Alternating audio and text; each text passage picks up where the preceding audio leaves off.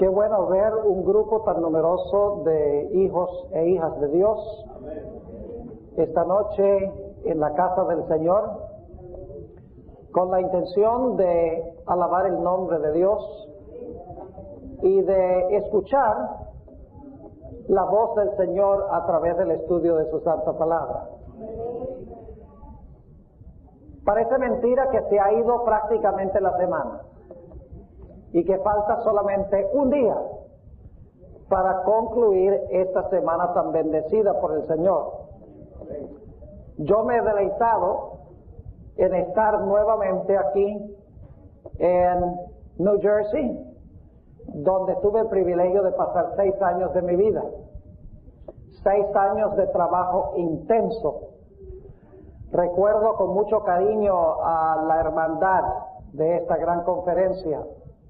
Mi esposa y yo a menudo hemos hablado en cuanto a los lugares donde hemos trabajado en los 32 años de servicio que llevo en la iglesia adventista.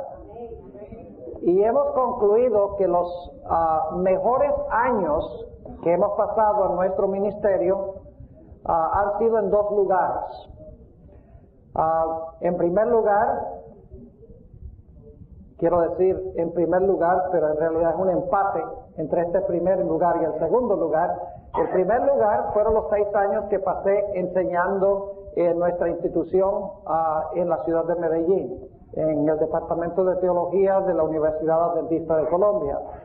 Y ese lugar fue especial porque la familia de mi esposa vive allá, varias hermanas, y además de eso, pues mi tarea favorita es la de enseñar. Así que en realidad fueron 6 años de trabajo, pero no era trabajo. Me deleitaba yendo a clase, investigando y preparándome para enseñar. El segundo lugar, y digo que es un empate, donde más hemos disfrutado nuestro trabajo ha sido la conferencia de New Jersey. En realidad recuerdo que para mí los sábados a veces predicaba en una iglesia en la escuela sabática y predicaba en el culto divino en otra iglesia. Por la tarde predicaba y tenía bautismos en otra iglesia, y luego por la noche a veces predicaba hasta en otra iglesia. A veces predicaba 3, 4 veces los sábados. Además de eso, durante la semana con los clubes de conquistadores, reuniones con las federaciones de jóvenes, pero era un deleite porque vimos a la obra del Señor crecer mucho en la conferencia de New Jersey durante el tiempo que estuvimos acá. Siempre guardamos un lugar muy especial en nuestros corazones para esta conferencia. Quiero decirles que mis hijos, Steven y Jennifer, nunca nos han perdonado por habernos ido de New Jersey. Ellos sí tienen un lugar muy, muy especial en su corazón para el estado de New Jersey. Recuerdan todavía hasta el día de hoy con mucho cariño esos campestres que teníamos allá en Tranquility, y cómo allá pescaban tortugas del lago, las tortuguitas las pequeñas. Ahí mi hijo se volvió empresario porque pescaba tortugas y luego las vendía, hasta que la conferencia le prohibió venderlas. Pero fueron días muy especiales, días que recordaremos el resto de nuestras vidas. Formamos amistades muy especiales en esta conferencia. Hasta el día de hoy recuerdo los nombres de muchas personas en diferentes iglesias, y no solo eso, sino que recuerdo cómo llegar a la mayoría de las iglesias de esta conferencia. Yo podría haber llegado aquí a la iglesia de Elizabeth sin que me dieran direcciones. Lo mismo la iglesia de Newark, la iglesia de Passaic, la iglesia de Vineland, tantas iglesias aquí en la conferencia, porque tuve el privilegio de visitar prácticamente todas las iglesias que hay en la conferencia, con la excepción de las que han sido formadas desde que nos fuimos de este maravilloso estado. First Boy, claro, Leticia me dice, First Boy. Sí, recuerdo la iglesia de State Street y la iglesia de Neville Street, y la iglesia esa que se formó, la nueva, que se reunió por mucho tiempo en el sótano de la iglesia de State Street, Pioneer. Recuerdo muy bien, después se reunieron en la escuela, creo por un tiempo. fueron años especiales. Así que Leticia puede estar contenta de que mencioné a Perth Amboy por nombre. Bien, esta noche vamos a estudiar 4 panoramas del milenio. Sin embargo, antes de entrar en nuestro estudio, queremos hacer lo que siempre hacemos antes de abrir la palabra, y es pedirle al Señor que nos bendiga y nos ayude a entender su palabra. Así que les invito a inclinar sus rostros conmigo y vamos a elevar una oración al Señor. Padre Celestial, te damos gracias por las tantas horas de tu sábado que comienzan en estos instantes. Te damos gracias porque nos das el día de reposo, 24 horas completas para olvidarnos de todo lo nuestro y dedicarte el tiempo solamente a ti. Pedimos que al abrir tu palabra esta noche, tu Espíritu Santo venga a hablarnos, ayúdanos a comprender el mensaje que tienes para nosotros. Te lo pedimos en el precioso nombre de Jesucristo, tu Hijo. Amén.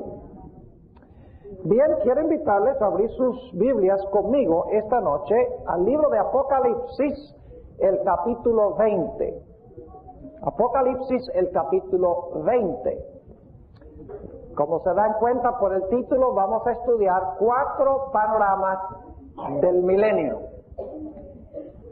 Ahora, quiero decirles al comienzo del tema para dónde vamos, para que cuando termine el tema estemos seguros de haber llegado. Ustedes saben, antes de tomar un viaje, lo que hacemos es sentarnos y planificar el viaje con el mapa. Ahora yo les voy a decir para dónde vamos, para que al final sepamos a ciencia cierta que hemos llegado a donde queremos llegar. En realidad, en Apocalipsis 20 y Apocalipsis 21, hasta el versículo 8, tenemos 4 diferentes descripciones del milenio desde 4 diferentes perspectivas. Ahora, los 4 pasajes o los 4 panoramas se complementan uno al otro. Es decir, están relacionadas entre sí estas 4 partes. Pero cada parte tiene su perspectiva y su descripción, su énfasis particular y especial. Y al comenzar en esta noche quiero decirles cuáles son esos 4 panoramas. Les quiero mencionar los versículos a donde se encuentran esos 4 panoramas. Y cuál es el énfasis de cada panorama, para que cuando tratemos el tema sepamos exactamente a dónde estamos en el curso de nuestro estudio. Ahora, antes de describirles los 4 panoramas, quiero recalcar el hecho de que el evento que se realiza inmediatamente antes de comenzar el milenio es la segunda venida de Jesús.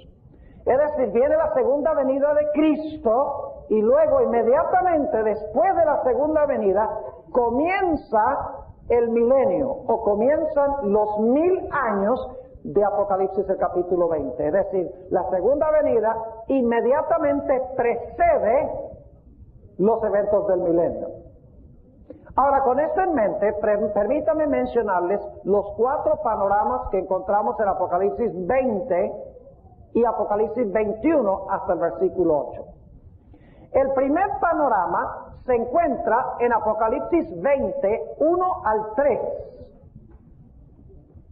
Ese es el primer panorama, Apocalipsis 20, versículos 1 al 3.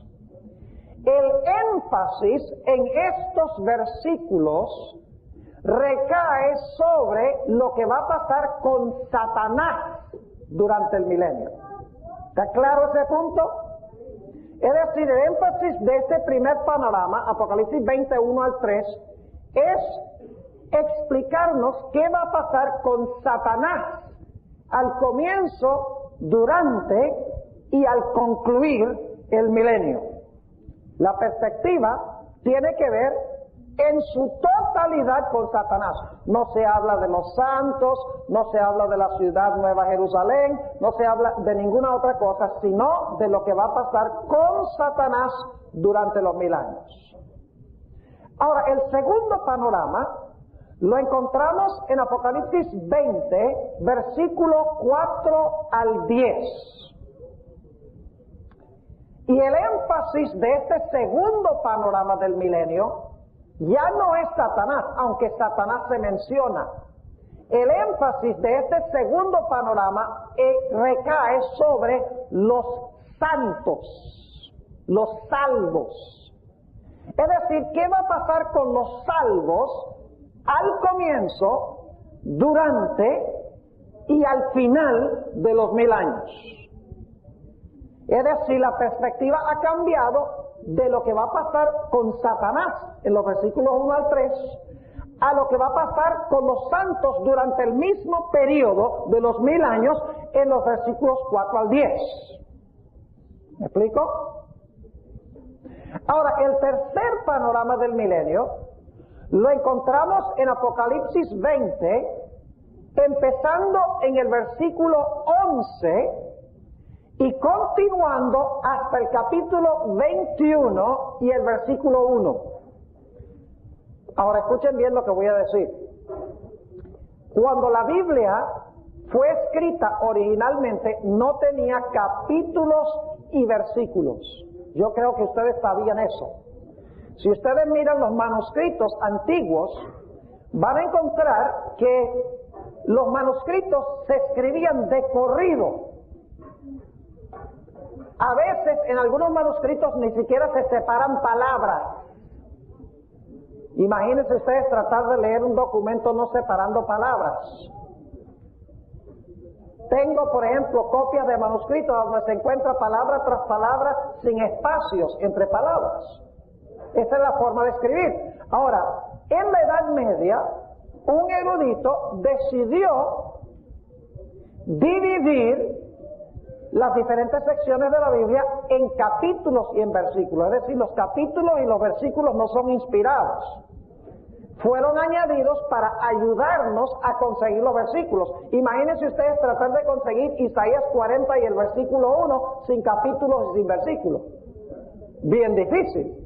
Así que un erudito dijo, vamos a dividir la Biblia en capítulos y versículos para que sea más fácil conseguir las secciones. Ahora, en el transcurso de ponerle capítulos y versículos, los que dividieron los capítulos y versículos cometieron errores. Es decir, dividieron capítulos a donde no deben estar divididos. Y por eso les digo que el tercer panorama va desde Apocalipsis 20:11 hasta Apocalipsis 21:1. Es decir, el versículo 1 del capítulo 21 debe ser parte del capítulo 20. ¿Me estoy explicando o no? Que veo los ojos como medio vidriosos. El versículo 1 del capítulo 21 debe ser la conclusión del capítulo 20. Y el capítulo 21, versículo 2, comienza una nueva sección. ¿Ok? Recuerden eso porque vamos a volver a ello. Que el Apocalipsis 21:1 pertenece al capítulo 20. Es decir, el capítulo 20 debería haberse dividido a donde termina Apocalipsis 21:1. Ahí debería haber sido la división de capítulos.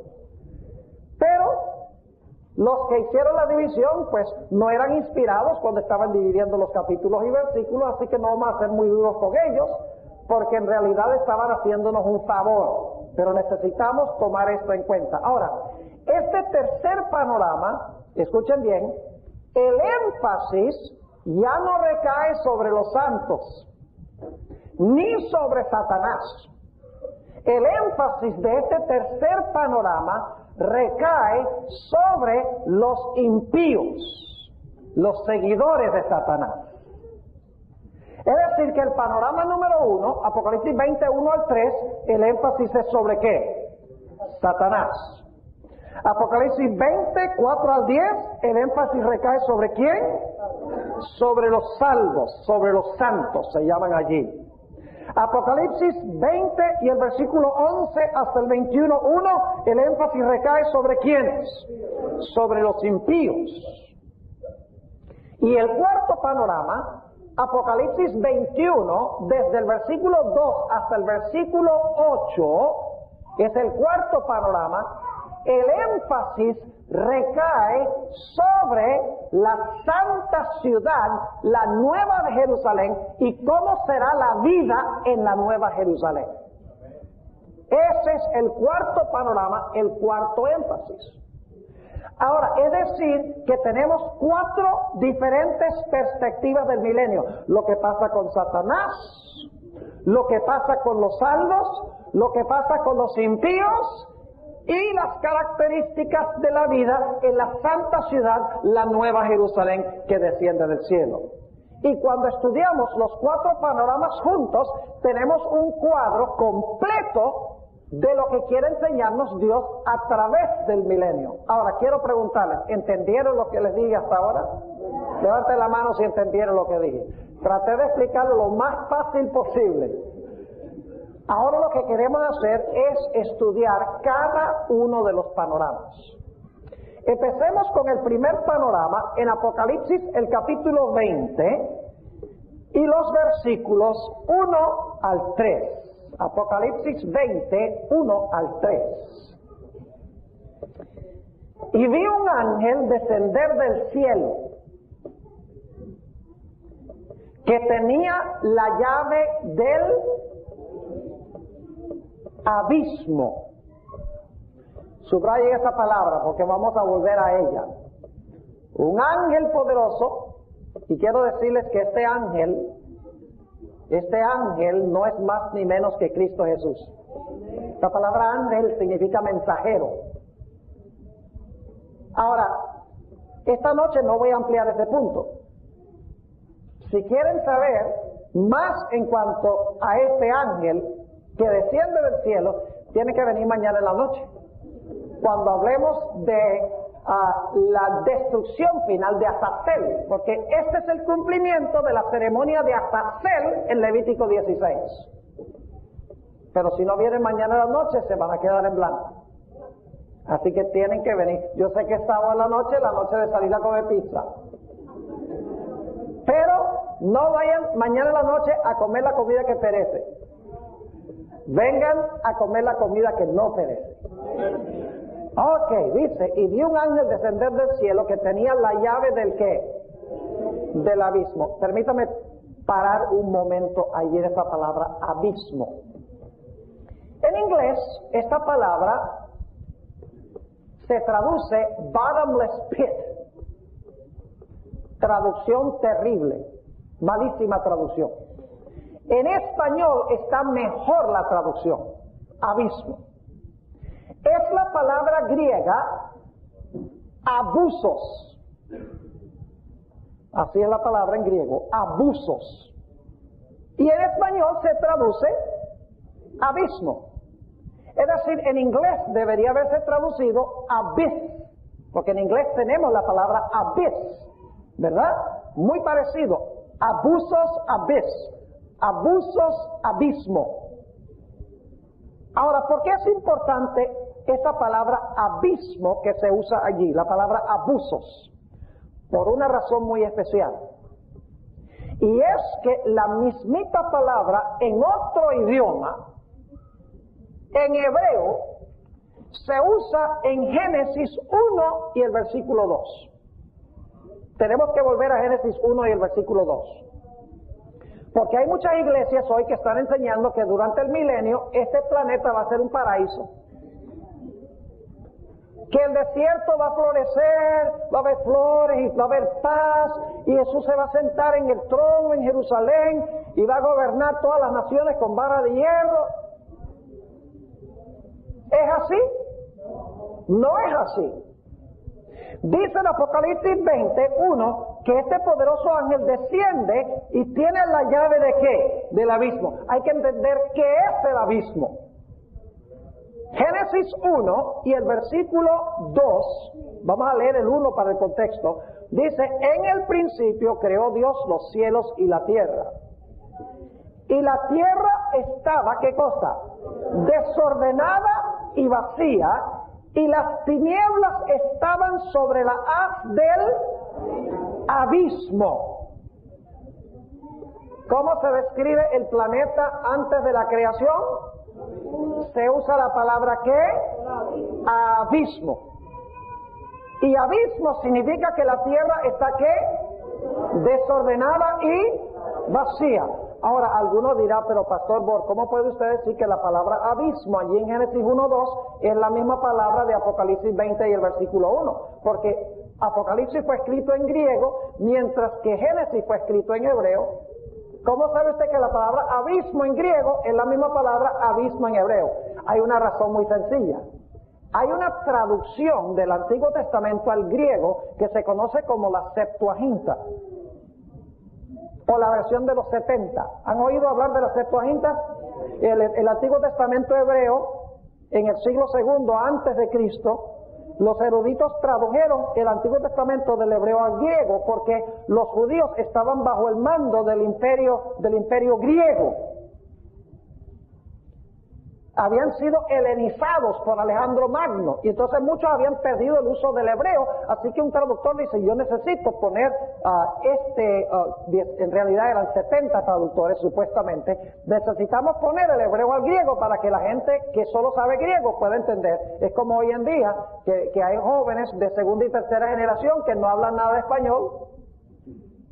Entonces hay que hacer una traducción, dicen ellos, al griego, porque ya no entienden hebreo. Ahora, lo interesante es que la palabra que se usa en Génesis 1 y el versículo 2, la palabra que se traduce abismo, es la palabra hebrea tehom. Y cada vez que en el hebreo se usa la palabra tehom, la versión griega del Antiguo Testamento traduce la palabra tehom con la palabra griega abusos, que es la mismita palabra que encontramos en Apocalipsis 20 y el versículo 1. Es decir, los traductores sabían que la palabra abusos era equivalente en otro idioma de la palabra tehom en hebreo en Génesis 1 y el versículo 2. Es la misma expresión. Ahora, en Génesis, abismo describe a un mundo desordenado y vacío. Pregunto entonces, en Apocalipsis 20 y el versículo 1, cuando se usa la misma palabra, debe indicar que el mundo está, ¿qué cosa? Desordenado y vacío. Es decir, que lo que pasa en Apocalipsis es que la creación se reversa. Ustedes saben que inmediatamente antes del milenio vienen las 7 postreras plagas, ¿sí o no? ¿Se han dado cuenta ustedes que las 7 postreras plagas lo que hacen es reversar la creación? Azotan todo lo que hizo Dios en la creación, las 7 postreras plagas. Los ríos, los mares, los peces mueren. Jeremías 4 dice que las aves del cielo se van. Miré, no había hombres. La tierra estaba resquebrajada, vacía, como vimos en Isaías el capítulo 24. Miré los cielos, no había en ellos luz. Es decir, todo lo que hizo Dios en la creación es reversado por las 7 postreras plagas. Es decir, que el mundo regresa a la condición en la cual se encontraba antes de la creación, cuando la tierra se describe como un abismo desordenado y vacío. ¿Están entendiendo lo que estoy diciendo? Ahora, vamos a Jeremías 4, un momento, para que ustedes vean esa descripción que da el profeta en cuanto a la condición en que va a quedar el mundo cuando Jesús venga. Jeremías, el capítulo 4 y el versículo 23. 4:23. Dice aquí, hablando a Jeremías, si ustedes pueden leer el contexto, habla del sonido de la trompeta en el versículo 19, y Cristo viene con el sonido de la trompeta. Luego dice Jeremías, miré la tierra, y he aquí que estaba, ¿qué? Asolada y vacía. No sé por qué ponen asolada allí, porque es la misma expresión en hebreo, tohu, bohu. La idéntica expresión, es decir, que aparece en Génesis 1 y el versículo 2. Dice, miré la tierra, he aquí que estaba desordenada y vacía, y los cielos, y no había en ellos luz. Pregunta, cuando la tierra estaba como un abismo desordenado y vacía, ¿había luz? Dice, las tinieblas estaban ¿sobre qué? Sobre las del abismo. Versículo 24, miré los montes y he aquí que temblaban. ¿Recuerdan Isaías 24? El terremoto que sacudió la tierra. Y todos los collados fueron, ¿qué cosa? Destruidos. Miré y no parecía que hombre. Todas las aves del cielo se habían ido. Miré y aquí el Carmelo era un lugar muy fértil en Israel. Miré el Carmelo y todas sus ciudades eran asoladas a la presencia de Jehová, a la presencia del furor de su ira. ¿En qué condición va a quedar la tierra cuando Cristo venga? Va a quedar desordenada y vacía, y en los cielos no va a haber ¿qué cosa? Luz. ¿En qué condición entonces será la cárcel en la cual va a pasar Satanás con sus ángeles los 1000 años? Va a ser una tierra desordenada, vacía y oscura. Nuevamente vamos al capítulo 21. Y vi un ángel descender del cielo que tenía la llave del abismo y una grande cadena en su mano. ¿Qué va a hacer este ángel? Este ángel va a ¿qué? Va a encadenar a alguien. ¿A quién será? ¿Recuerdan Isaías 24? ¿A dónde son echados el ejército sublime de lo alto y los reyes de la tierra? Son echados, en la primera parte de su castigo, ¿son echados dónde? En la mazmorra. Y quedan encerrados en prisión. Versículo 2. Y prendió al dragón. ¿Qué quiere decir prendió? Le echó mano. Y mañana vamos a encontrar que el macho cabrío Azazel, el sumo sacerdote, hacía una obra muy interesante con Azazel, muy parecida a esta. Y prendió al dragón, aquella serpiente antigua, que es el diablo y Satanás. ¿Y lo qué? Y le ató por 1000 años. ¿Con qué lo ató? Con la cadena que traía en la mano. Un hermano después del culto, creo que fue anoche, trajo una cita de Primeros Escritos, a donde mostró que Satanás todavía ahora puede ir a los otros mundos a hostigar a los habitantes de esos mundos. Pero Satanás ya no puede entrar como representante de este mundo al cielo. Al tercer cielo donde habita Dios, la Nueva Jerusalén, no puede entrar. Pero todavía hostiga a los seres celestiales. Claro, ellos no le hacen caso, porque ellos ya vieron en la cruz el tipo de individuo que es Satanás. No quieren nada que ver con él. Pero todavía los hostiga y los molesta. Pero aquí nos está diciendo que viene un tiempo cuando Satanás va a quedar atado ¿dónde? Aquí, en este mundo. ¿En qué estado va a estar el mundo? Desordenado, vacío, sin luz, resquebrajado, con todas las características del mundo antes de la creación. Va a quedar atado acá. Ahora, ¿explica este texto lo que significa atar a Satanás? ¿Explica qué es atar a Satanás? No. Sencillamente dice que lo ató. ¿Pero en qué sentido lo ató? No lo explica. Pero lo va a explicar. Versículo 3. Y arrojólo ¿a dónde? Al abismo. ¿Qué es el abismo? La tierra desordenada y vacía, sin luz. Lo vimos, de acuerdo a Génesis. Y arrojólo al abismo y le encerró. ¿A dónde lo encerró? En el abismo. Y ese abismo es, ¿qué cosa? Su cárcel, ¿sí o no? Noten el versículo 7. Dice, y cuando los 1000 años fueren cumplidos, Satanás será suelto de su prisión. Es decir, el abismo es la prisión de Satanás.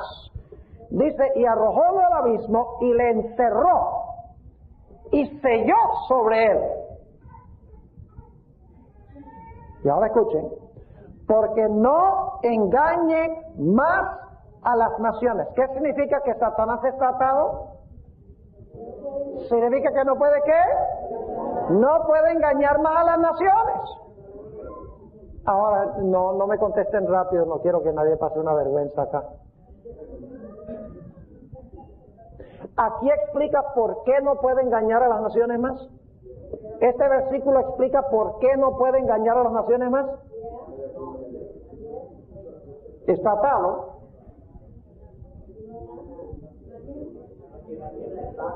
Eso no dice, el texto no dice eso.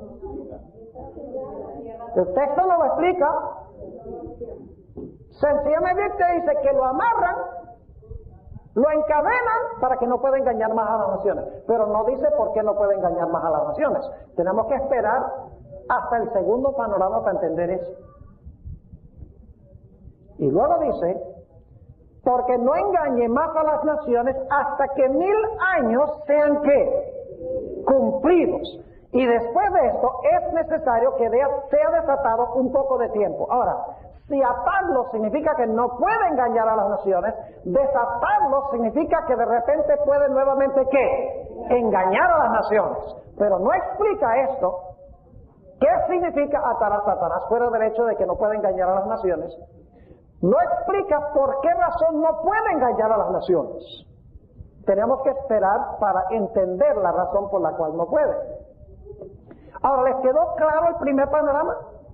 ¿Quién es el centro de énfasis en este pasaje? ¿Se dice algo de los santos? ¿Se dice algo de la ciudad? ¿Se dice algo de los impíos? Nada. Versículo 1 al 3, el centro del enfoque es lo que va a pasar con Satanás cuando comienza el milenio, durante el milenio y al final del milenio. Si parara la descripción aquí, uno quedaría con la pregunta, bueno, ¿y qué pasó con los salvos? ¿Y qué pasó con la ciudad? ¿Y qué de los impíos que siguieron a Satanás? Pregunta, ¿quedamos con muchas incógnitas al terminar este primer panorama? ¿Quedamos con muchas preguntas? Claro que quedamos con muchas preguntas.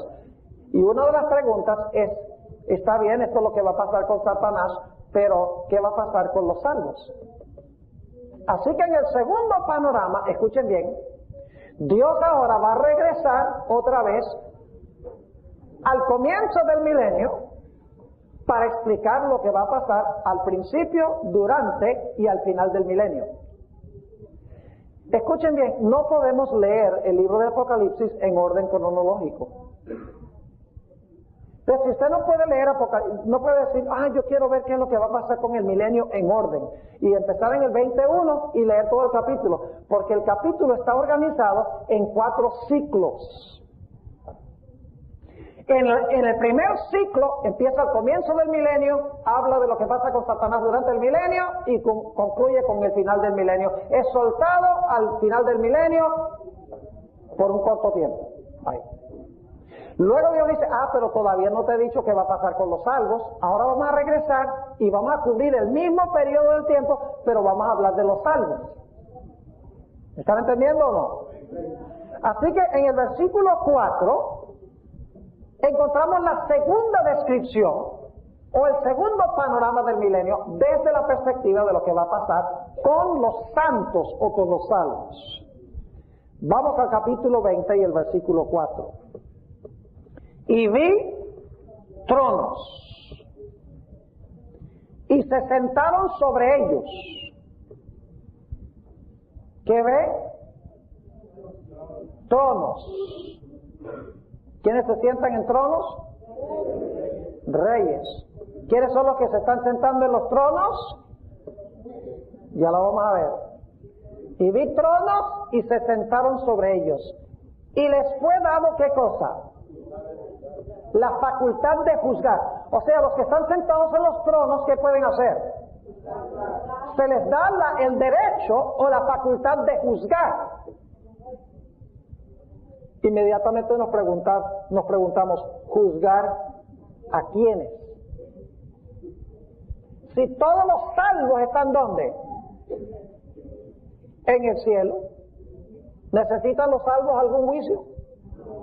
No, porque ya todos fueron pronunciados dignos de vida eterna y fueron llevados al cielo por Jesús. No necesitan ningún juicio. Entonces nos preguntamos, ¿a quiénes van a juzgar? Hay un juicio durante los 1000 años, ¿sí o no? Según este pasaje. ¿Hay un juicio? Claro que sí. Ahora, sigamos leyendo. Vi tronos y se sentaron sobre ellos y les fue dada la facultad de juzgar. ¿A quiénes?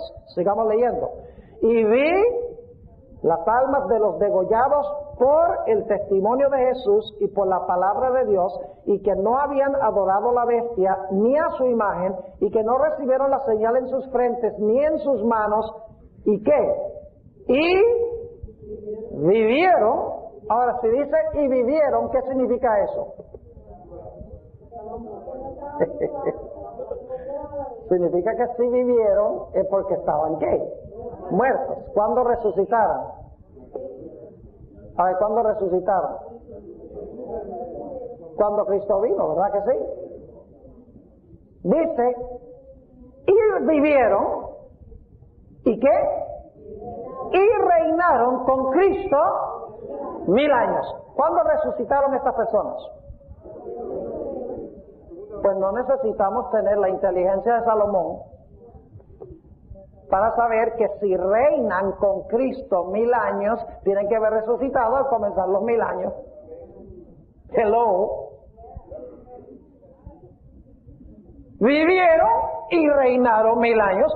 Si reinan 1000 años es porque vivieron al principio, antes de comenzar los 1000 años. Es decir, se levantaron cuando Cristo ¿qué? Cuando Cristo vino. Apocalipsis 19, 11 al 21. Vivieron cuando Cristo vino y ahora ¿qué hacen? Reinan. Ahora sabemos por qué están sentados en los tronos. ¿Por qué están en tronos? Porque ahora van a reinar. El reino que perdieron les es ¿qué cosa? Les es restaurado por Jesús. Ahora inmediatamente Juan quiere saber en cuanto a los otros muertos. ¿Cuántas categorías de muertos hay? ¿Cuántas categorías de muertos hay? 2. Lo veo con ojos vidriosos. Vamos a Juan 5. Juan 5.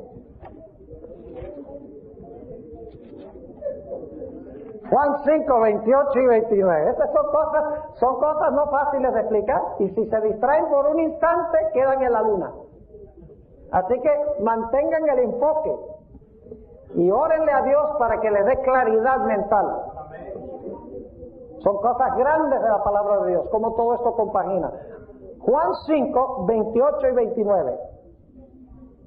Dice Jesús, no os maravilléis de esto, porque vendrá la hora cuando todos los que están en los sepulcros oirán su voz. Y los que hicieron bien saldrán a resurrección de vida, mas los que hicieron mal a resurrección de condenación. ¿Cuántas resurrecciones son? ¿Cuántas? Son 2. ¿Cuándo resucitan los que reinan con Cristo? Al comenzar los 1000 años, porque si no, no pueden reinar con Él. Pero hay otro grupo de muertos. ¿Quiénes son los otros muertos? Pues uno no tiene que tener la inteligencia de Albert Einstein para saber que si los que reinan con Cristo 1000 años reinan con Cristo 1000 años, son los justos, entonces los otros muertos tienen que ser ¿quiénes? Tienen que ser los impíos. Ahora Juan quiere saber en cuanto a los otros muertos. Y nota lo que dice Apocalipsis 20 y el versículo 5. Apocalipsis el capítulo 20 y el versículo 5 dice, mas los otros muertos, ¿cuáles otros muertos? ¿Cuáles son los primeros muertos? Los que vivieron y reinan con Cristo 1000 años. Dice, mas los otros muertos no tornaron a vivir hasta que sean cumplidos 1000 años. ¿Cuándo resucitan los otros muertos? después de cumplidos los 1000 años. ¿De acuerdo? Y si los que resucitaron antes de comenzar los 1000 años son los justos, los que resucitan, los otros muertos que resucitan al cumplirse los 1000 años, tienen que ser ¿quiénes? Tienen que ser los impíos. Ahora, hay un problema que necesitamos resolver aquí. ¿Es importante resolver problemas? Sí. ¿Saben ustedes que en los textos originales del hebreo y el griego no hay signos de puntuación? En el griego y el hebreo no existe signos de puntuación. No hay puntos, ni coma, ni punto y coma, ni signo de interrogación, ni signo de exclamación. No hay nada de esas cosas. Es decir, los traductores han puesto signos de puntuación a donde ellos creen que deben ir. ¿Está claro ese punto? Los signos de puntuación de la Biblia no son inspirados. Los traductores se han equivocado en algunos signos de puntuación. Por ejemplo, el ejemplo más famoso, el ladrón en la cruz. Cuando el Señor Jesucristo mira al ladrón, el ladrón penitente, Jesús le dice, de cierto te digo, hoy estarás conmigo en el paraíso. Así está en la mayoría de las versiones. De cierto te digo, coma, hoy estarás conmigo en el paraíso. Pero ¿saben ustedes que esa coma puede ir en otras partes? En otra parte, de cierto te digo, hoy estarás conmigo en el paraíso. Todo depende de la inclinación teológica que tiene el traductor. Ahora, no tengo tiempo de entrar en la razón por la cual la coma debe ir después de hoy. De cierto te digo, hoy, que estarás conmigo en el futuro, en el paraíso. Pero es un ejemplo de un signo de puntuación que ha sido colocado mal. Ahora, aquí en Apocalipsis 20 tenemos un problema. Leamos todo el versículo 5. Dice, mas los otros muertos no tornaron a vivir hasta que sean cumplidos 1000 años. Esta es la primera resurrección. ¿Qué impresión se llevan al leer ese versículo? Que los otros muertos resucitan ¿en cuál resurrección? En la primera resurrección. ¿Cómo así? ¿Acaso el apóstol Pablo no dijo que son los muertos en Cristo que resucitarán primero? ¿Cómo es que los otros muertos son los impíos y resucitan en la primera resurrección? El problema se resuelve muy sencillamente si ustedes le ponen paréntesis y alguno dice, el pastor ya está diciendo que le agreguemos a la Biblia. Le está diciendo que le metamos paréntesis ahí. Pues déjenme decirles algo. La nueva versión internacional en inglés, la versión que más se usa en inglés hoy en día en las iglesias protestantes, hace lo que yo voy a decir que se debe hacer. O sea, no soy yo. Lo hace la nueva versión internacional, para que no crean que es un invento mío. Ponen paréntesis desde donde comienza la palabra más en el versículo 5 y cierran el paréntesis en el versículo 5 donde está la palabra años. ¿Estamos bien? Ahora yo les pregunto, ¿para qué son paréntesis? ¿Cuál es el propósito de paréntesis? Un paréntesis tiene el propósito de interrumpir el desarrollo de un pensamiento para hacer una aclaración. ¿No es correcto? Ahora, si ustedes ponen paréntesis, como la nueva versión internacional, si ustedes ponen paréntesis en esta parte que dice, mas los otros muertos no tornaron a vivir sino hasta que sean cumplidos 1000 años, eso está entre paréntesis, significa que Juan está haciendo una nota explicativa que rompe el desarrollo del pensamiento que está trazando. Ahora, lo que voy a hacer es leer el versículo 4 y voy a saltar lo que está en paréntesis. Del versículo 5, y ustedes me van a decir si tiene sentido. Versículo 4. Y vi tronos, y se sentaron sobre ellos, y les fue dado juicio. Y vi las almas de los degollados por el testimonio de Jesús y por la palabra de Dios, y que no habían adorado a la bestia, ni a su imagen, y que no recibieron la señal en sus frentes, ni en sus manos, y vivieron y reinaron con Cristo 1000 años. Esta es la primera resurrección. ¿Tiene sentido? Claro que sí. Lo otro es una nota explicativa parentética, porque Juan tiene curiosidad de saber qué cosa, qué va a pasar con los otros muertos. ¿Vamos bien? ¿Sí o no? Versículo 6. Bienaventurado y santo el que tiene parte en la primera resurrección. ¿Cuándo es la primera resurrección? Fueron los que vivieron y reinaron con Cristo 1000 años. Ahora, ¿por qué son bienaventurados? Bienaventurado y santo el que tiene parte en la primera resurrección. La segunda muerte no tiene potestad en estos. Pensemos un poco sobre eso. La segunda muerte no tiene potestad en quiénes. En los que resucitaron en la primera resurrección. Entonces mi pregunta es, ¿sobre quiénes tiene potestad la muerte segunda? Tiene que ser en los otros muertos. ¿De acuerdo? Ahora, esto lo expliqué una noche anterior, pero había mucho menos gente. Así que tengo que explicarlo de nuevo. Todos nosotros, cuando nacimos de nuestra madre, nacimos a nuestra primera vida. La vida terrestre esta, antes de que Cristo venga. Pongamos que yo muera antes que Jesús venga. Muero en Cristo. Cuando Cristo venga, ¿qué va a hacer conmigo? ¿Me va a resucitar en cuál resurrección? En la primera resurrección. ¿Y luego qué va a hacer conmigo? ¿Cuánto tiempo voy a vivir? ¿Voy a morir alguna vez más? No. ¿Cuántas veces morí entonces? Si morí en Cristo, ¿cuántas veces voy a morir? Una. Y después de morir esa una vez, viene la resurrección y la vida eterna.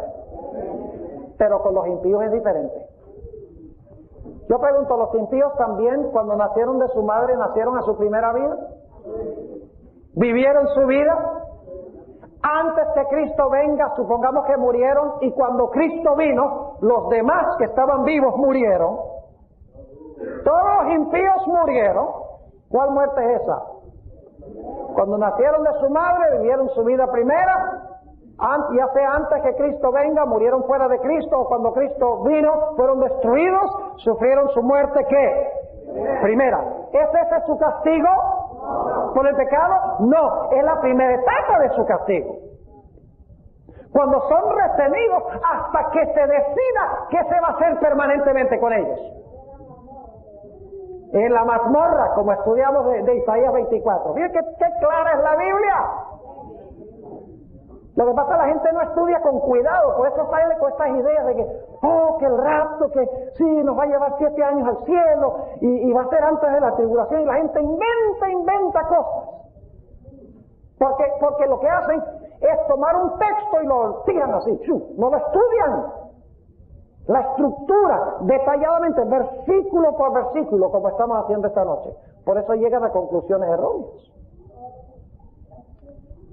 Así que encontramos aquí que los impíos nacieron de su madre, vivieron su primera vida, murieron antes que Cristo venga o en el momento de la segunda venida de Jesús, sufrieron su primera muerte. Después que sufren su primera muerte, ¿cuánto tiempo va a pasar? 1000 años, porque los otros muertos no tornaron a vivir sino hasta que se cumplieran los 1000 años. Pasan 1000 años y luego ¿qué pasa con los impíos? Los impíos resucitarán. ¿Están viviendo por segunda vez? ¿Ya? ¿Están viviendo por segunda vez? Claro que sí. Ahora, si viven por segunda vez, ¿qué va a pasar cuando sean juzgados y sean hallados faltos? Van a sufrir la muerte segunda. ¿Tiene la potestad, tiene la muerte segunda potestad sobre los que resucitaron en la primera resurrección? No, no tiene potestad sobre ellos, porque van a vivir para siempre después de su resurrección. Tan claro que está. Versículo 6, nuevamente, bienaventurado y santo. ¿Quién es el énfasis de este pasaje? ¿Cuál es el énfasis de este pasaje? Los salvos. Bienaventurado y santo el que tiene parte en la primera resurrección. La segunda muerte no tiene potestad en estos. Antes serán sacerdotes de Dios y de Cristo. Tiene que venir mañana en la noche, si no, no van a entender cómo son sacerdotes. Uno dice, pero sacerdotes, pastor. Si el propósito del sacerdote era salvar a la congregación, pero para este tiempo los perdidos están perdidos, salvos, salvos. ¿Para qué sacerdotes? Si no vienen mañana en la noche, se van a perder la explicación.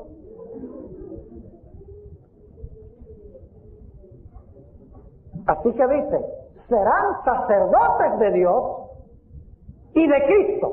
Importante eso. Sacerdotes de Dios y de Cristo, y reinarán con Él 1000 años. Pregunta, ¿qué va a pasar con los salvos al principio de los 1000 años? Con los que murieron, ¿qué va a pasar con ellos? Van a resucitar. ¿De acuerdo? ¿Qué van a hacer durante los 1000 años? ¿Se van a sentar en qué? Tronos. ¿Van a qué? A juzgar. ¿Y van a servir como qué? Sacerdotes. El énfasis está sobre los salvos. Van a resucitar, van a reinar, van a juzgar, van a servir como sacerdotes. Es decir, que Juan ha descrito lo que pasa al principio de los 1000 años con los salvos, qué pasa durante los 1000 años con los salvos. Ahora va a hablar de lo que va a pasar con los salvos después de los 1000 años. ¿Hizo lo mismo con Satanás? En los versículos 1 al 3, ¿hizo lo mismo? Describió lo que iba a pasar con Satanás al principio, lo iban a atar. Durante los 1000 años iba a estar en el abismo. Al final de los 1000 años es soltado por un corto tiempo. ¿Ve? Principio, durante y después. Satanás. Ahora, con los salvos, principio, durante y después. Con los salvos. Ahora fíjense lo que dice el versículo 7. Alguno puede decir, no, pero aquí se está enfatizando a Satanás. No, señor. Se menciona a Satanás, pero con un propósito especial. Dice en el versículo 7, y cuando los 1000 años fueren cumplidos, Satanás será suelto de su prisión. ¿Qué significa esto, que será suelto de su prisión? ¿Dónde radica el poder de Satanás? El poder de Satanás radica en el hecho de que puede ¿qué? Engañar. Pero para engañar necesita ¿qué? Gente. ¿Cuánta gente va a tener durante el milenio? Ninguno, porque los otros muertos no tornan a vivir sino hasta que terminen los 1000 años. Es decir, el encadenamiento de Satanás significa que todos sus seguidores le han sido quitados. ¿Y cómo es que recupera su poder al final de los 1000 años? Porque dice, los otros muertos tornan a vivir después de los 1000 años. Es decir, cuando Satanás pierde sus seguidores, está amarrado. Y cuando recupera sus seguidores, está desatado. Sencillo. Porque el poder de Satanás radica en tener gente que engañar para cumplir sus propósitos. Así que dice, y cuando los 1000 años fueren cumplidos, Satanás será suelto de su prisión y saldrá ¿para qué? Para engañar a las naciones. Toda nación que haya existido en la historia del planeta Tierra. A las naciones que están sobre los 4 ángulos de la tierra, a Gog y a Magog, a fin de congregarlos ¿para la qué? Para la batalla. ¿Cuál batalla? ¿Batalla contra quién? ¿Contra los santos que están dónde? Sigamos leyendo. El versículo dice que el número de los cuales es como la arena del mar. Y subieron sobre la anchura de la tierra, y ahora escuchen bien, y circundaron el campo de los santos. ¿Cuál es el énfasis? Aunque se menciona Satanás, ¿cuál es el énfasis? De que después del milenio Satanás va a recuperar sus gentes porque van a resucitar y él los va a congregar con el fin de destruir ¿a quiénes? A los santos en la ciudad. Pregunta, ¿todavía está el énfasis sobre los santos en este pasaje? Claro que sí. Dice, y subieron sobre la anchura de la tierra y circundaron el campo de los santos y la ciudad amada. ¿Se dice el nombre de la ciudad aquí? ¿Cuál ciudad es esta, la ciudad amada? No lo explica. Aquí no lo explica, quedamos con la incógnita. Dice, circundaron el campo de los santos y la ciudad amada. ¿Dónde están los santos en este momento? Escuchen bien. ¿Saben lo que enseña la mayoría de los cristianos? Que durante el milenio Dios va a estar en el cielo, en la Nueva Jerusalén, y los hijos de Él van a estar aquí en la tierra. La santa ciudad va a estar allá. Y Jesús va a estar durante los 1000 años, ¿qué cosa? Gobernando aquí con todo su pueblo aquí en la tierra. La Nueva Jerusalén allá y los santos con Jesús acá. Eso es lo que enseña casi todas las iglesias protestantes hoy en día. ¿Es bíblico eso? No es bíblico, porque la Biblia nos dice que los santos, después del milenio, ¿están dónde? En la ciudad. ¿Y de dónde bajó la ciudad? Entonces, ¿dónde estaban los santos? En la ciudad, en el cielo. ¿Sí captaron el punto o no? Después vamos a volver a eso en unos momentos. Versículo 10. Versículo 9, la última parte. Y de Dios descendió fuego del cielo y los devoró. Y el diablo que los engañaba fue lanzado en el lago de fuego y azufre, donde está la bestia y el falso profeta. Mejor traducción sería donde fueron lanzados la bestia y el falso profeta antes del milenio. No es que el falso profeta y la bestia estuvieron quemándose durante todo el milenio. Donde está, la palabra está, no está en el original. En realidad el verbo hay que suplirlo, hay que meterlo allí. Es decir, el diablo que los engañaba fue lanzado en el lago de fuego y azufre, donde fueron echados la bestia y el falso profeta, y serán atormentados día y noche para siempre jamás. Eso se va a explicar en unos momentos. Ok. Cuando terminamos esta perspectiva de los salvos, nos quedan pendientes algunas preguntas. Una pregunta es, ¿por qué los que estaban en la ciudad se salvaron y por qué los que estaban afuera se perdieron? ¿Hay alguna referencia de por qué los de adentro se salvaron y por qué los de afuera se perdieron? ¿Explica? No, no explica. También queda pendiente la pregunta, ¿a quiénes juzgaron los santos durante los 1000 años? ¿Y cómo fue ese juicio durante los 1000 años? ¿Cómo se realizó ese juicio durante los 1000 años? ¿En qué sentido fueron sacerdotes los seguidores de Jesús? Quedan varias preguntas pendientes que no se contestan. Y por lo tanto Dios dice, ahora te voy a dar una perspectiva en cuanto a los impíos. ¿Qué ha descrito hasta ahora? Los eventos mileniales desde la perspectiva ¿de quién? De Satanás. Luego los eventos del milenio desde la perspectiva ¿de quiénes? De los salvos o los santos, como se llama aquí. Y ahora Dios va a decir, ahora te voy a explicar por qué razón los perdidos estaban fuera de la ciudad y los salvos estaban en la ciudad. ¿Por qué los impíos fueron destruidos? ¿Y qué pasó antes de que fueran destruidos? Yo pregunto, ¿Dios condena a una persona sin antes hacer un juicio? ¿Ustedes creen que Dios condenó a los impíos sin haberles analizado sus casos y haber hecho un juicio de investigación? No. Pero en este panorama segundo no se habla nada de juicio, y por lo tanto Dios dice, ahora te voy a explicar lo que pasó con los impíos. Y vamos al capítulo 20 y empezando en el versículo 11. Ahora escuchen bien. El segundo panorama termina con Satanás y sus ángeles y los impíos echados ¿dónde?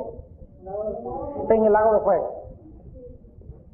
Pero yo quiero preguntar, ¿pasó algo antes de que fueran lanzados al lago de fuego que no ha mencionado Juan aquí todavía? ¿Qué se hizo con ellos antes de que fueran lanzados al fuego? Se hizo un juicio. Solamente se tocó muy brevemente cuando se dijo que se le dio a los santos la facultad de juzgar, pero no se describe en mayor detalle. Ahora Dios va a decir, antes de que fueran echados al fuego, ¿hubo un qué? Hubo un juicio. Noten el versículo 11. Y vi un gran trono blanco, y al que estaba sentado sobre él, de delante del cual huyó la tierra y el cielo, y no fue hallado el lugar de ellos.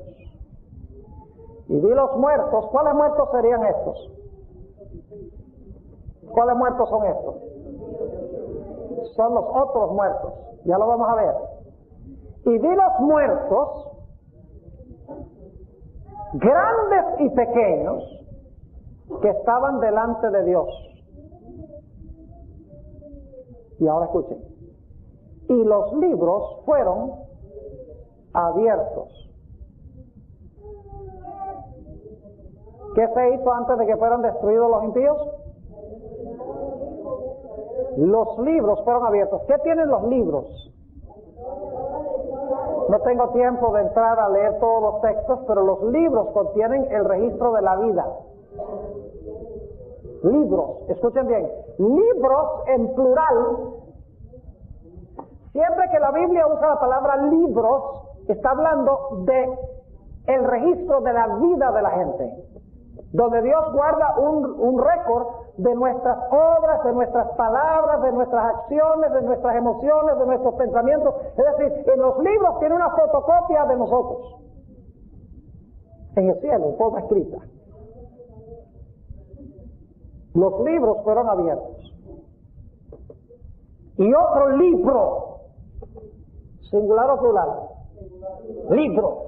No es lo mismo los libros que el libro. Libros tienen los registros de la vida, libro tiene solo nombres. Dice, y otro libro fue abierto, el cual es el de la vida. Y fueron juzgados los muertos por las cosas que estaban escritas en los libros según sus obras. ¿Qué es lo que se encuentra registrado en los libros? La vida de la persona, las obras. ¿Fueron juzgados de acuerdo a sus qué? Obras. ¿Quiénes fueron juzgados de acuerdo a sus obras? Dice los muertos. ¿Cuáles muertos? Los otros muertos. ¿Para este tiempo han tornado a vivir? Claro que sí, han tornado a vivir. ¿Están presentes viendo, sí o no? Sí, mañana se los voy a comprobar en el culto divino, cuando hablemos de las tres venidas de Jesús.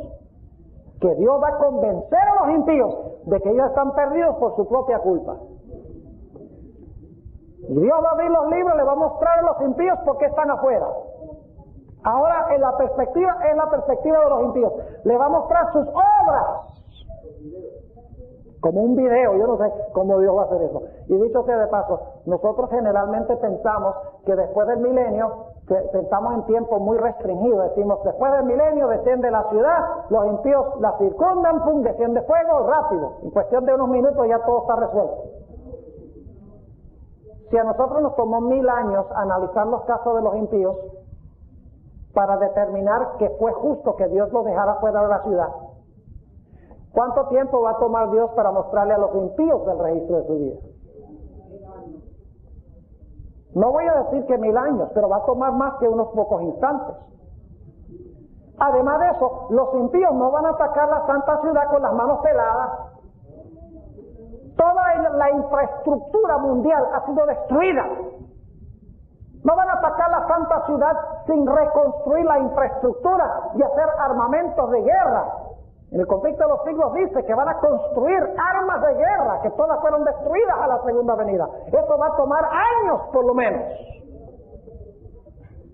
Y aun cuando caiga fuego del cielo, dicen primeros escritos que Satanás se va a quemar por mucho tiempo. Porque como veremos mañana noche, lo va a quemar nada más por lo que hizo él, sino por todo lo que hizo hacer al pueblo de Dios también.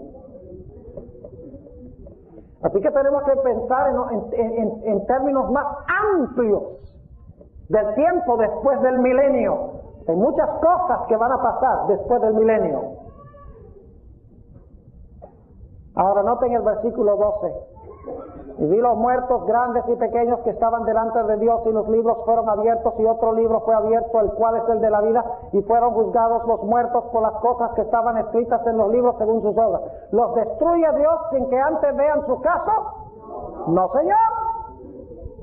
En las cosas de Dios todos son inocentes hasta que se comprueben culpables en una corte de la ley. Versículo 13. Y el mar dio los muertos que estaban en él.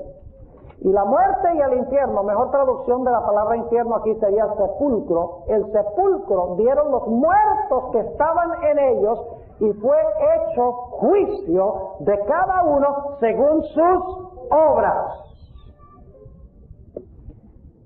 Y el infierno, mejor traducción sepulcro, y el sepulcro y la muerte fueron lanzados en el lago de fuego. Esta es la muerte segunda. Versículo 15. Y el que no fue hallado escrito en el libro de la vida fue lanzado en el lago de fuego. Yo pregunto, ¿ya Apocalipsis 20 ha hablado de este lago de fuego antes? ¿Quiénes fueron echados al lago de fuego? Dice Satanás y sus ángeles, ¿no es cierto? ¿Lo dice? Entonces, ¿este es otro lago de fuego o es el mismo? Es el mismo. ¿Por qué vuelve a lo mismo que antes? Porque ahora se está describiendo el milenio desde otra ¿qué? Desde otra perspectiva. Si no, uno tiene entonces dos lagos de fuego. Porque en el 20, 9 y 10 dice que Satanás y sus ángeles son echados en el lago de fuego. Y luego después dice, pero hubo un juicio antes de esto. ¿Qué está haciendo Juan? ¿Está qué? Regresando y diciendo, pero antes de que fuera echado, quiero que sepan que fueron abiertos libros, y se abrió un libro, y fueron juzgados, y después que fueron juzgados, entonces fueron lanzados al lago de fuego. Es decir, en Apocalipsis 20, 11 al 15, se está regresando para describir algo que pasó antes que Satanás y sus ángeles fueran echados al lago de fuego. ¿Me estoy explicando o no?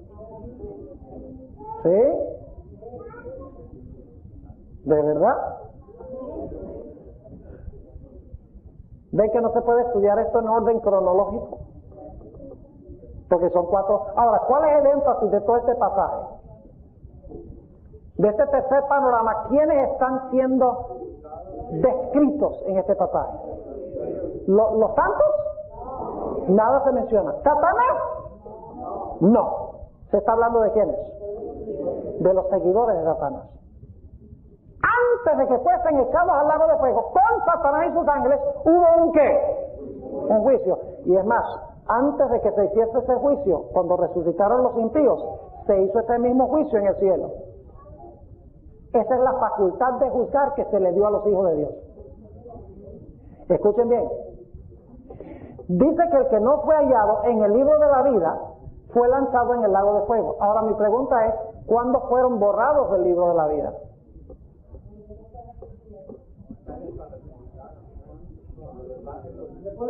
Durante los 1000 años fueron borrados del libro de la vida. ¿Por qué fueron borrados del libro de la vida durante los 1000 años? Porque por lo que estaba escrito, ¿dónde? Por lo que estaba escrito en los libros. Los que están en el cielo juzgando, sentados en tronos, se les van a abrir los libros. Dice en 1 Corintios 6, 1 al 3, Dicen el apóstol Pablo, ¿no sabes que vamos a juzgar el mundo? Y luego dice, ¿no saben ustedes que vamos a juzgar a los ángeles? ¡Wow! O sea, durante los 1000 años el pueblo de Dios va a abrir los mismos libros que los impíos van a ver después. Es decir, Dios va a comprobar de primero los salvos, por qué los impíos no están allí, y después del milenio resucita a los impíos y les muestra a los impíos por qué no están ahí. ¿Qué clase de Dios es este que quiere convencer a todo el mundo? Y después del milenio Dios abre los libros. Ahora, ¿qué dice ahí? ¿Qué es lo que contienen los libros? Dice que tiene sus obras, pero ¿describe qué obras eran las que estaban ahí? No, no dice qué obras. Por eso necesitamos el cuarto panorama, donde se dice cuáles eran las obras que cometieron. Aquí dice sencillamente que fueron juzgados de acuerdo a las obras que estaban en los libros, pero no dice específicamente cuáles eran esas obras. En unos momentos vamos a ver cuáles son. ¿Ahora está claro? ¿Hasta ahora está claro? 3 panoramas: Satanás, los justos y los impíos. Ahora, noten Apocalipsis 20 y el versículo 15. Y el que no fue hallado escrito en el libro de la vida fue lanzado en el lago de fuego. Y ahora escuchen bien. Y vi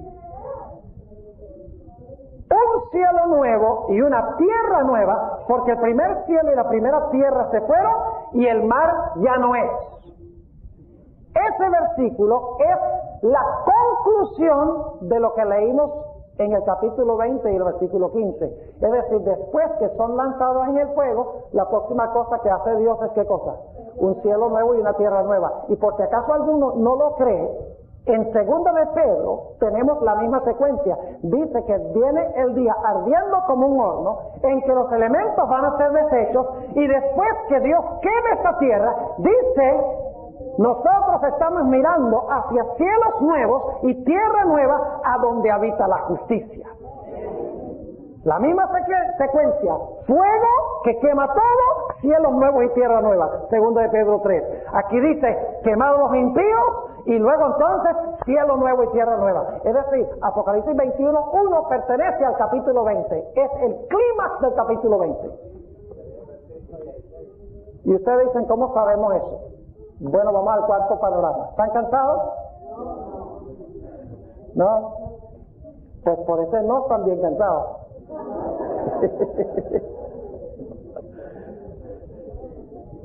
Yo sé que hemos ido largos en las noches, pero solo me tendréis poco con vosotros.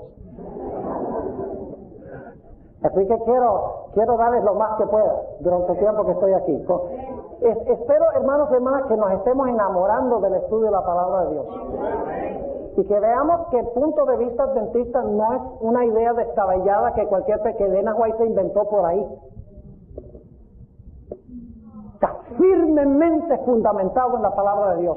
Pero tenemos que investigar y estudiar. Ahora fíjense Apocalipsis 20, 21 y el versículo 2. Aquí hay un problema. Si ustedes toman Apocalipsis 21:1 y no lo conectan con el capítulo 20, tienen problemas muy serios. Leyendo Apocalipsis 21:1, dice, vi un cielo nuevo y una tierra nueva, porque el primer cielo y la primera tierra se fueron y el mar ya no es. Y yo, Juan, vi la santa ciudad de Jerusalén nueva que descendía del cielo. Da la impresión de que la nueva Jerusalén desciende ¿cuándo? Del cielo. ¿Desciende cuándo? Después que Dios hace un cielo nuevo y una tierra nueva. Pero nosotros sabemos que no es así. Porque el capítulo anterior dice que la ciudad está en la tierra cuando los impíos la rodean. Ustedes no están conmigo, ¿verdad? ¿Sí están conmigo? En el capítulo 20 decía que la ciudad estaba en la tierra cuando los impíos la circundaron. Sí. ¿La ciudad desciende antes de que los impíos sean echados en el fuego? Sí.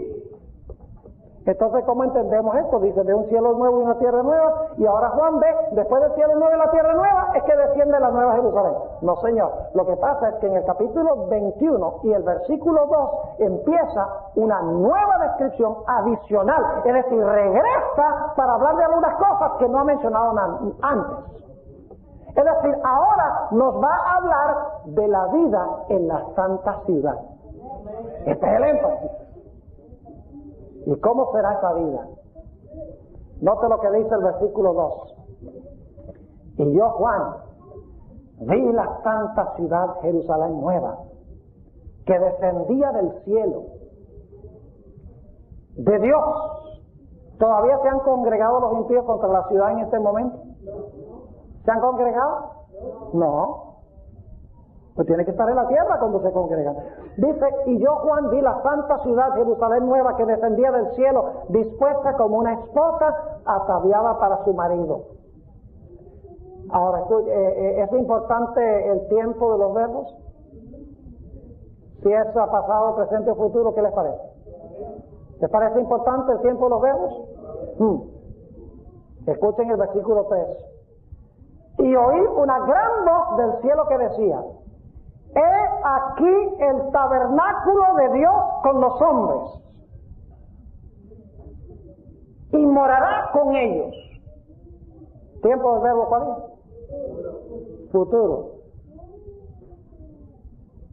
Y ellos serán su pueblo, y el mismo Dios será su Dios con ellos. Y limpiará Dios. ¿Tiempo del verbo? Futuro. Es decir, cuando desciende la nueva Jerusalén, nada de esto se ha cumplido plenamente. ¿Están conmigo o no están conmigo? Desciende la nueva Jerusalén, pero nos está diciendo que cuando la nueva Jerusalén descienda, hasta que los impíos sean ¿qué? Destruidos con Satanás y sus ángeles, dice que después de eso limpiará Dios toda lágrima de los ojos de ellos. La muerte no será más. No se podía decir eso cuando desciende la ciudad, porque los impíos no han muerto todavía. No habrá más llanto, ni clamor, ni dolor, porque las primeras cosas son pasadas. Durante el milenio habrá lágrimas. Aún después del milenio habrá lágrimas. Cuando una madre vea la destrucción de sus hijos, que Dios no lo quiera. Cuando un esposo vea la destrucción de su esposa o viceversa. Porque la esposa se decidió por el Señor y el esposo no. Esta noche lo que estamos hablando no es un asunto académico. Todos tenemos que hacer provisión para estar dentro de la santa ciudad. Y para estar adentro tenemos que recibir a Jesús. Y tenemos que unirnos a Él a través del bautismo. Ese es el camino. No hay otro camino. Versículo 5. Y el que estaba sentado en el trono dijo, he aquí yo hago nuevas todas las cosas. Es decir, voy a hacer nuevas las cosas. Porque el verbo es que Dios que las va a hacer nuevas. Y me dijo, escribe porque estas palabras son fieles y verdaderas. Y díjome, hecho es, yo soy Alfa y Omega, el principio y el fin. Al que tuviere sed, yo le daré de la fuente del agua de vida gratuitamente. El que venciere poseerá todas las cosas, y yo seré su Dios, y él será mi hijo. Y ahora va a llegar la misma conclusión a la cual llegaron los otros panoramas. Y nos va a decir qué era lo que contenían los libros. Dice en el versículo 8, mas a los temerosos. Esto es lo que estaba en los libros, ¿sí o no? Mas a los temerosos e incrédulos, a los abominables y homicidas, a los fornicarios y hechiceros. Pregunta, ¿son todas estas violaciones de los 10 mandamientos? ¿Qué mandamiento quebranta el que comete homicidio? ¿Qué mandamiento quebranta el que es fornicario? No cometerás adulterio. ¿Qué mandamiento quebrantan los hechiceros? No tendrás dioses ajenos delante de mí. Entonces, ¿por qué nos sentamos delante del televisor a ver películas como Harry Potter? Hello. Y Lord of the Rings. Oh, todo Hollywood dice, tienes que verlo. Forget it. Puro espiritismo. Pura hechicería. Y el pueblo de Dios se está sentando a verlo. Como si fuera un hermoso manjar. Tenemos tiempo para eso, pero no para estudiar la Biblia. Ni para orar. Ni para testificar. ¡Qué trágico! Y lo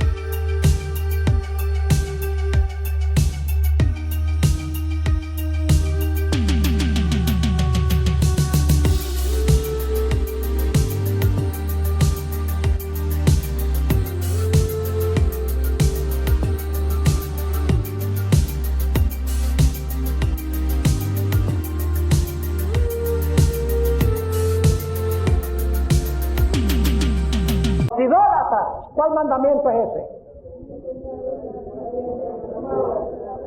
No te harás imagen. Y todos los mentirosos, no levantarás falso testimonio. ¿Qué estaba escrito en los libros de los perdidos? Eran gente que quebrantaba, ¿qué? La ley de Dios. Afuera están los desobedientes a la ley. ¿Y a dónde van a terminar esos? Su parte será en el lago ardiendo con fuego y azufre, que es la muerte segunda. Pregunta, ¿alcanza la misma conclusión que alcanzó el capítulo 20, el versículo 15? ¿La misma conclusión que alcanzó el capítulo 20, el versículo 7 al 10? Claro que sí. Se están dando 4 diferentes panoramas del milenio. Desde la perspectiva de lo que va a pasar con Satanás, desde la perspectiva de lo que va a pasar con los santos, desde la perspectiva de lo que va a pasar con los impíos, y cómo será la vida en la santa ciudad, y por qué los impíos fueron excluidos de la ciudad. El hecho de que en la ciudad no habrá clamor, ni habrá dolor, ni habrá lágrimas, todo será nuevo, no habrá más llanto, porque las primeras cosas pasaron. ¿Qué les parece? ¿Les quedó claro el tema? Ahora, todo lo que hemos estudiado esta noche puede ser meramente académico. Si decimos, pero mire, yo aprendí mucho esta noche. ¡Wow! Yo no sabía eso. Mire, si eso se les queda en la cabeza y no llega al corazón, peor se condenan. Porque cuando Dios nos da luz y no actuamos a base de la luz, somos peores que si nunca se nos hubiera dado la luz. Dicho sea de paso, ¿saben ustedes ese texto que se leyó esta noche? Por cierto, mal traducido.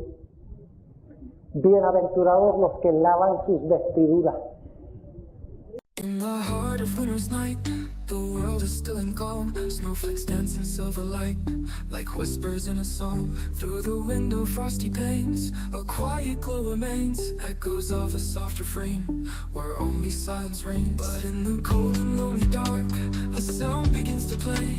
A melody that sparks the night and sweeps the cold away. Oh, the sound of winter's serenade, a symphony so sweet. 6 strings of love and dreams convey where hearts and coldest meet. Every note a star above, in the sky so deep and wide. The song of winter's tender love, in the night we confide.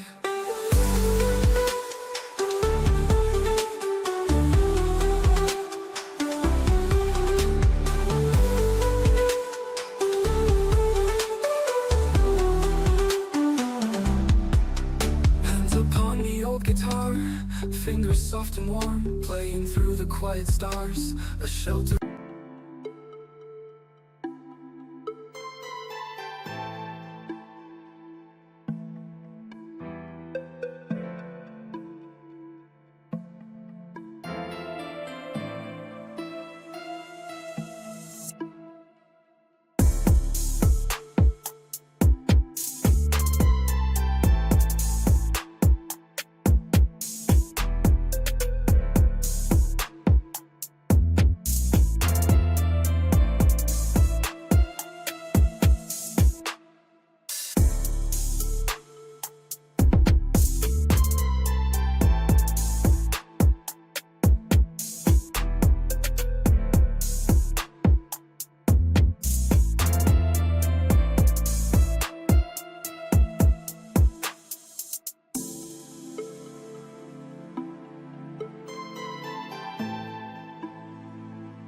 En realidad una mejor traducción sería bienaventurados los que guardan sus mandamientos. Vamos a leer ese texto. Apocalipsis 22 y el versículo 14 y 15. Dice, bienaventurados los que guardan sus mandamientos. Los que están dentro de la ciudad, ¿qué hacen? Guardan sus mandamientos para que su potencia sea en el árbol de la vida y que entren por las puertas en la ciudad. ¿Quiénes van a entrar por las puertas de la ciudad? ¿Los que qué? Los que guardan sus mandamientos. ¿Y quiénes van a ser los que están afuera? Versículo 15. Mas los perros estarán fuera, y los hechiceros, y los disolutos, y los homicidas, y los idólatras, y cualquiera que ama y hace mentira. Adentro están los que guardan los mandamientos, y afuera están los que ¿qué? Los que quebrantan los mandamientos de Dios. Por eso la Iglesia Adventista enseña que la ley no fue clavada en la cruz. Que cuando amamos a Jesús y Él escribe su ley en nuestro corazón, nos sale obedecer a Dios y guardar su ley. Por eso guardamos el sábado, porque la Biblia dice, Dios dice, guarda el sábado. Toma ese tiempo para estar conmigo 24 horas completas. Es un día de refrigerio con Jesús para desarrollar nuestra relación de amor con Él. Todo lo que hemos estudiado sería en vano si en esta noche nosotros no tomamos una decisión de que vamos a unirnos con Jesús, con el Cordero, para encontrarnos en la Santa Ciudad. Amén.